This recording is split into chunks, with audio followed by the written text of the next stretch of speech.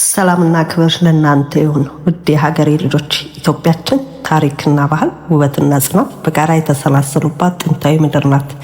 ዛሬ በሀገራችን አዲስ የንጋት ጮራ እየፈነጠቀ ይገኛል። ይህም የጀመርነው ሀገራዊ ምክክር ነው። ሰላም ዝም ብሎ የሚመጣ ስጦታ ሳይሆን በጋራ የምንገነባው ድልድይ ነው። ይህ ምክክር የወቅታዊ ውጥረቶችን ማስተንፈሻ ብቻ አይደለም፣ የነገዋን ያደገች የተረጋጋችና ለሁሉም የምትበቃን ኢትዮጵያን ለመቅረስ የተዘረጋ ዘላቂ ምንጣፍ ነው። ማንኛውም ዘላቂ የሀገር ልማት ትምህርት ቤት፣ ፋብሪካም ሆነ መሰረተ ልማት የሚገነባው በጽኑ የሰላም መሰረት ላይ ብቻ ነው።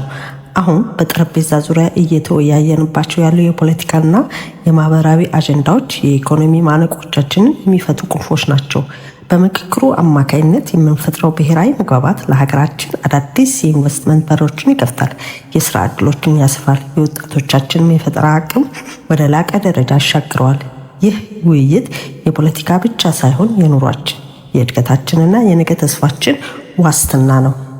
እዚህ ላይ ነው የእያንዳንዳችን ንቁ ዜጎች ሚና የሚጀምረው። ሀገር ስትገነባ በሩቅ ቆሞ ማየት አይቻልም።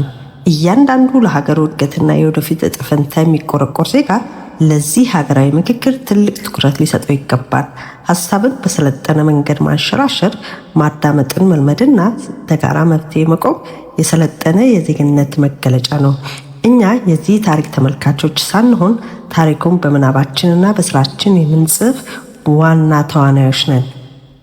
ኢትዮጵያችን እንደ ውብ ማዕድ ናት። የሁላችንም ቀለምና አድም ሲታከልባት ይበልጥ ታምራለች። ይህ ሀገራዊ ምክክር የሁላችንም ልብ አቀራርቦ ወደ ተሻለ ነገ እንደሚያሻግረን ሙሉ እምነት አለኝ። እናንተስ ይህ ምክክር ለሀገራችን የወደፊት የልማት ጉዞ ምን አይነት አወንታዊ ተጽዕኖ ይኖረዋል ብላችሁ ታስባላችሁ? የላቀ ሀሳባችሁን በኮሜንት አጋሩኝ። ይህንን ጥበባዊ ተስፋ መልእክት ለብዙዎች እንዲደርስ ላይክ እና ሼር ማድረጋችሁን አትዘንጉ።